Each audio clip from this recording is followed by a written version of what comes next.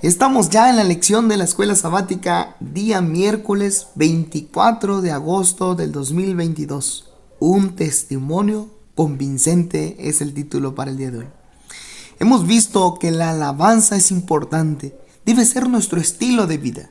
Ahora veremos cómo a través de un testimonio, lo que hemos hablado en los días anteriores, se hace realidad en la vida de muchas personas.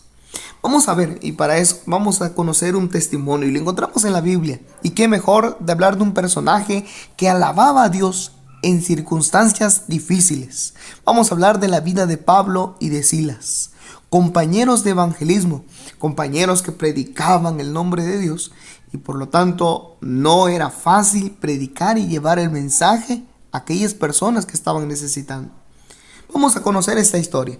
Vamos al libro de Hechos, al capítulo 16, y el versículo 16 nos presenta el escenario de esta historia. Dice el versículo 16, usted puede verlo en pantalla. Aconteció que mientras íbamos a la oración, aquí está hablando Pablo va con Silas. El lugar en donde se encuentran es Filipos. Filipos es una de las primeras ciudades de la provincia de Macedonia. Pablo se encuentra en ese lugar. Sigue diciendo el versículo: nos salió al encuentro una muchacha que tenía un espíritu de adivinación, la cual daba gran ganancia a sus amos adivinando. Esta mujer tenía un espíritu no bueno, sino era un espíritu de adivinación. Había sido utilizada por sus amos. Ellos se aprovechaban. Mientras seguía a Pablo y Silas, esta muchacha iba atrás de ellos, gritando a voces. Pablo se detiene y entonces habla no a ella, le habla al espíritu y le dice que en el nombre de Jesucristo salga de ella. Cuando sale este espíritu, entonces pierde hasta cierto punto el poder que esta mujer tenía.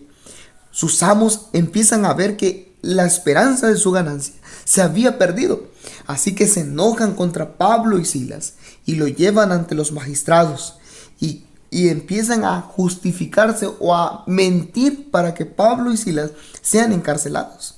Su mentira de ellos era de que ellos alborotaban a la ciudad, que estaban enseñando costumbres que no eran lícitos de recibir. Empiezan a cambiar lo que Pablo y Silas estaban haciendo. Mira el versículo número 23. ¿Qué sucede con ellos? ¿Qué sucede con Pablo y Silas?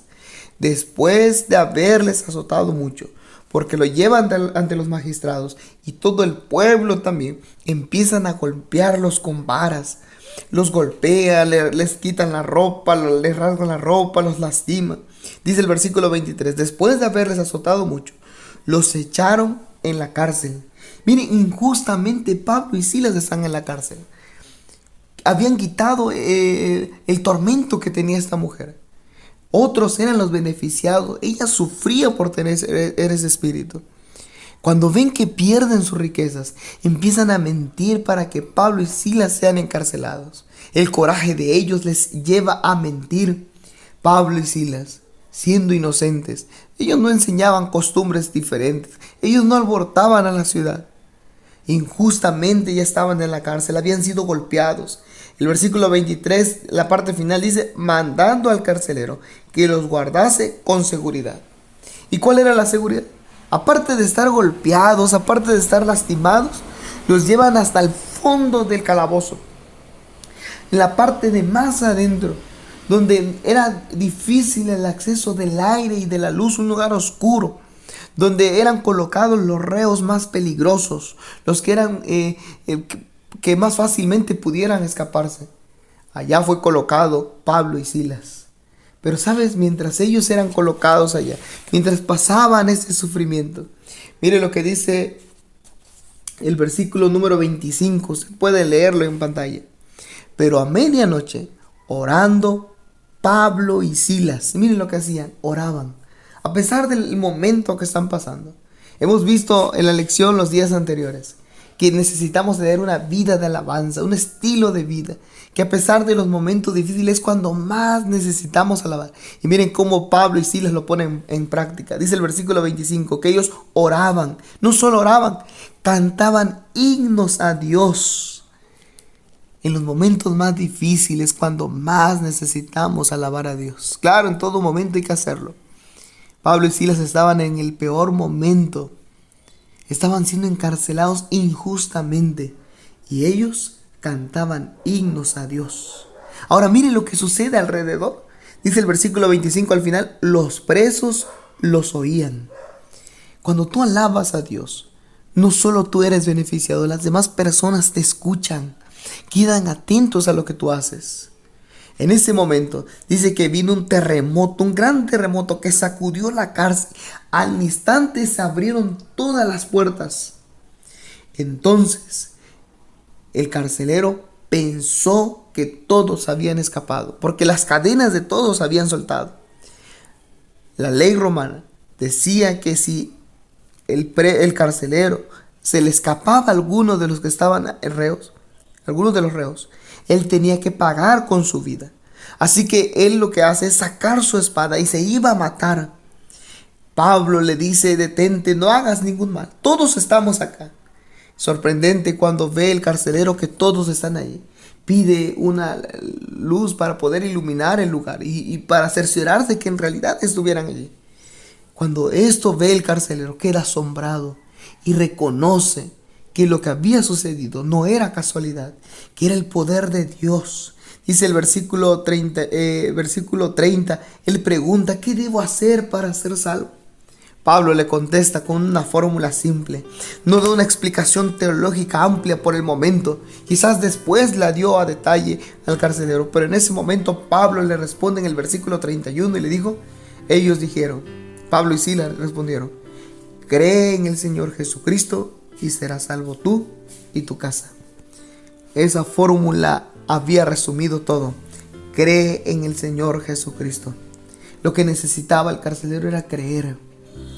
En ese momento había entendido que no era casualidad. Mire cuál es el resultado de que tú alabes a Dios.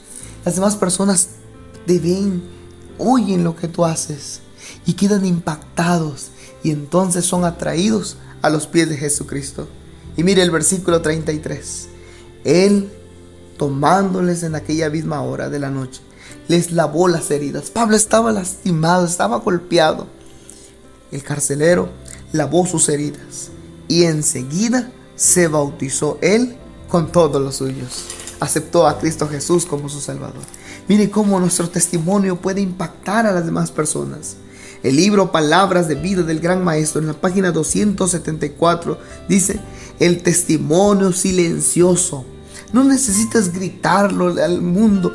El testimonio silencioso de una vida sincera, abnegada y piadosa tiene una influencia casi irresistible. Al revelar en nuestra propia vida el carácter de Cristo, cooperamos con Él en la obra de salvar almas. Pablo en ese momento no le predicaba a todos. Pablo solo cantaba en su espacio. Pablo solo oraba en su espacio y los demás apreciaban. Cuando los que profesan servir a Dios sigan el ejemplo de Cristo, practicando los principios de la ley en su vida diaria, cuando cada acto de testimonio de que aman a Dios más que a todas las cosas y a su prójimo como a sí mismo, entonces la iglesia tendrá poder para conmover al mundo. El testimonio impacta a muchas personas. El efecto positivo que produce alabar y glorificar el nombre de Dios. Un testimonio convincente también debe existir en ti y en mí. Dios te bendiga.